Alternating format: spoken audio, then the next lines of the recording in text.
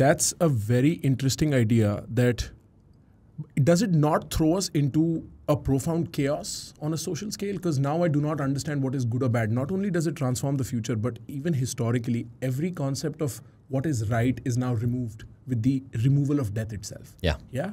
And so are we okay with that chaos? How Exactly. do we handle that? You nailed it. So I think the proposal, I want to propose, the new game is don't die. So the only thing I know in this moment, like literally the only thing I know, is I don't want to die right now. Right. I'm having a conversation with you, like we're having a good time. I've got things going on tonight. I have things going on tomorrow. I don't want to die right now. You probably don't want to die right now. No. And so don't die is the most played game by every human on the planet. I see. Every second of every day. Right. It is the solution to the alignment problem. So Alignment? We give birth to AI. Right. It's like the big discussion in AI is when you give birth to these super powerful AIs, we have this alignment problem. Right. Like, what do they do? And are they aligned with human interests? Are they like, are we going to get evolved out of the intelligence chain? Right. And so don't die individually, don't kill each other, don't destroy the planet, align AI with don't die. That don't die becomes the unifying framework for all intelligence. Interesting. I remember reading about a decision tree framework, which is effectively answering the question, how do humans evolve from this point? And there are many sort of strands of that tree. One of them is going to Mars, which is what Elon's popularly chasing. The other's also uploading your consciousness to AI, which is science fiction concept, but probably also possible with Neuralink. Yeah. Are we sure that it is actually extending life in carbon and not in silicon? Like, is that the way to go, to extend the carbon form of life? Yeah. What do you think about that? Yeah, I think we don't know. We don't know yet. Yeah. So like I think going to Mars is it plays to like we are explorers as a species. Like right? Like we do. Like we explored every part of this known Earth. It makes sense we'd explore space, we go to the moon, like we now go to the next rock. Which is orbit, Mars. right? Yeah, like so like it makes sense. Like it's in the human instinct we explore, why not go to this next rock? So makes sense as an ambition. What I'm trying to solve for is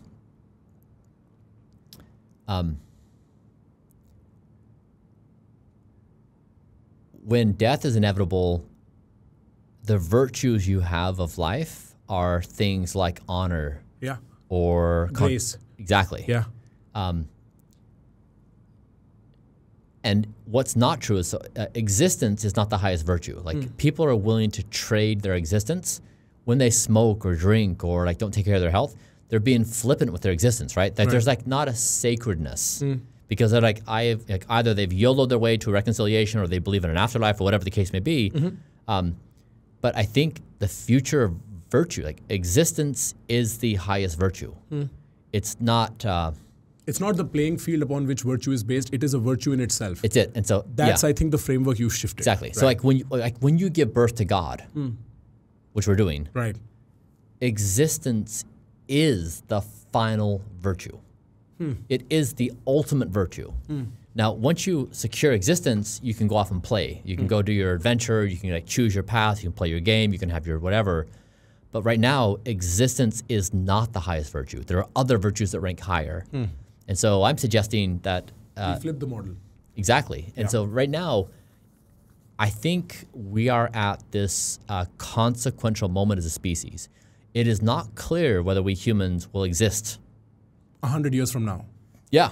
Like we've got nuclear threats, we've got AI as a threat, we've got environments as a threat, climate change, all of that is happening and it's crashing upon us. Exactly. Like we are right there. And it is not clear if we can punch through. Like we've never had this circumstance before, ever. Yeah. And people will say like, oh, we've had nukes for a couple of decades, like we're sure we'll be fine, or like we've never had the confluence of these kinds of things. Now like humans are tenacious, they're resourceful, sure. But like, wouldn't it be awful if we've underestimated the size of the problem and the timing of the problem and our ability to respond? Like COVID, like knocked us flat as a species. Like this little virus, like the whole world became dysfunctional. Yeah. And so like you take a few little exogenous shocks, like and our global supply chains break down, we're crippled as a species. And so I'm saying that in this moment, the only thing we care about is surviving as a species and not dying. And the don't die, like the value, the reason why this is important is if you go to AI and you say, AI, like here's a framework on how you should behave. And the framework is built upon like certain models, like, right? I want to give AI a computational model of objective function. I want it to work on don't die from a baseline of physics and mathematical models of you can measure die systematically, quantitatively. Whereas every other form of intelligence works on like democracy or like other kind of subjective frameworks of morals and ethics where we imbue our own things into it. So yeah, don't die is elegant because it's both narrative for humans and it's also computational for AI. And so that you could feed that sort of intent into the AI, align its ethics with human ethics and human interests, which is live forever, or for that matter, extend lifespan. It's basically don't die right now. It's not even live forever. Right. It's just don't die right now because that's what we all agreed to already. Right. It's already aligned. I see what you mean. I see what you mean. I don't know how much you've experimented with sort of the philosophical side of it, but I'm reminded of a movie. I think it's called The Man from Earth. I don't know if you've seen that movie. It's about a bunch of people being trapped inside a cabin in a forest, and one amongst them is a guy who does not die. He's literally what the media wants the world to believe you are doing, right? And the movie goes on where they're all interacting with each other, they're all conversing with each other until the secret comes out, the fact that this guy does not die. And he goes on to tell his stories as if he is Buddha and he is Jesus, and it's the same guy over generations. Yeah. But he talks about his situation in a very sad way. Like the science fiction representation of your idea talks about existing forever in this way where he's watching everybody around him die. You know, he's lost beauty in life itself because everything is impermanent but himself. Parallelly, there is this Buddhist idea which is all life is impermanence. And if you, for instance, if you see a real flower, it's beautiful. But if you see a flower made out of plastic, it's not beautiful because the virtue of beauty is lost due to the fact it cannot die, right? And so I'm trying to ask a question that is kind of juxtaposing this Buddhist idea with what I saw in that movie and trying to ask, do you find that if we are able to extend our lifespans further on and further on to an unknowable extent, that we might take away beauty and joy out of the impermanence of life? And in that way, this concept might reduce human flourishing and not improve it. I'm sorry this question's tagged. Let me know if you want me to fractionate it. Yeah, it's good.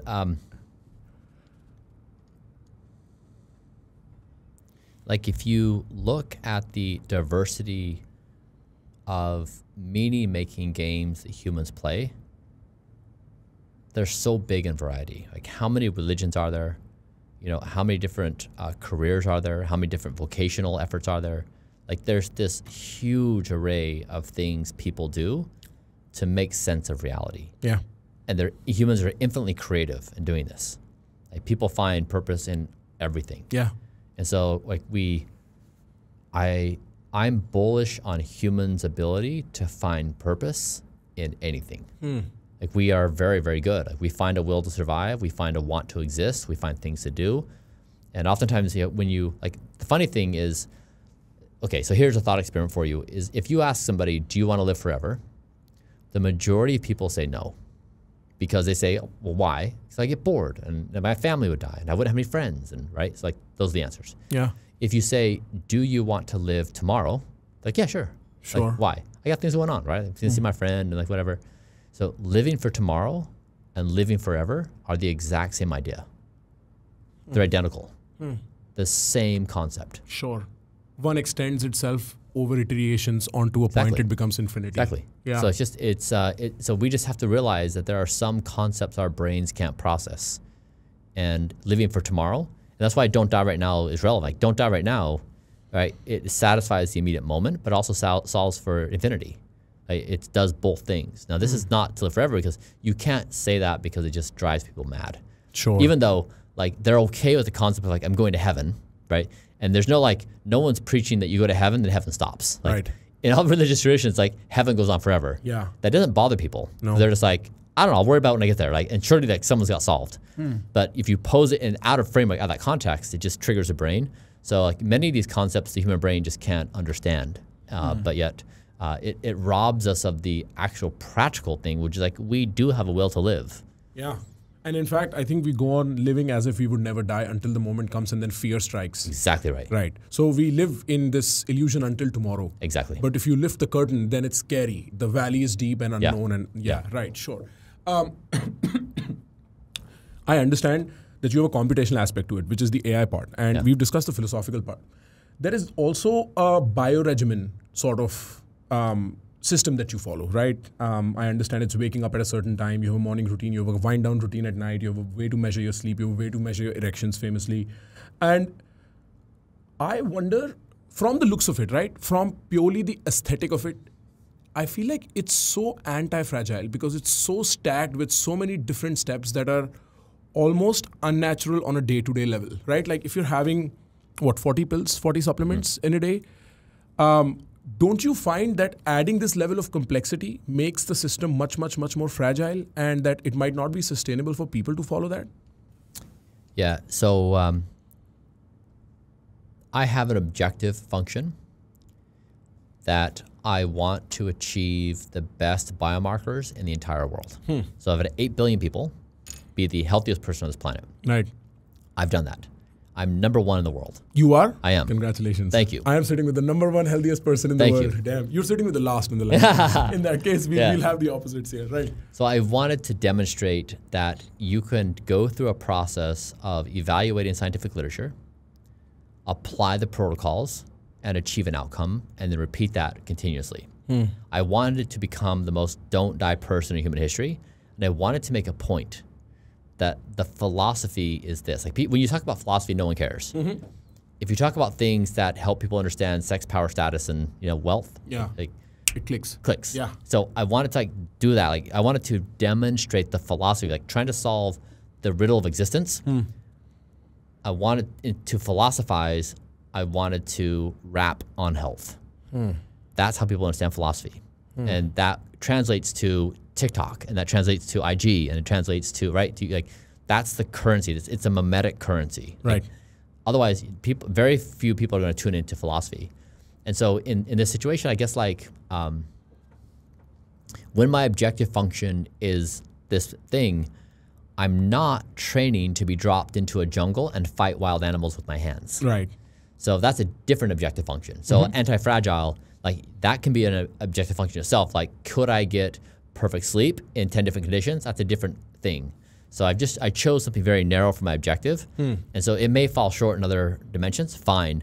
But I've just been very specific about what I'm trying to achieve. I understand this from also, here's the thing, with any kind of philosophical movement, if you insert the concept of sex in it, however, it becomes very memeified and it travels the fastest. The funniest thing about what people will talk about you, the media will want to get a bite on is erections and so on, right? Exactly. And so I do understand that you're trying to market something which is very heavily packaged by using the simplest mimetic formula that will just spread as fast as it can. And so in this case, you are being the example.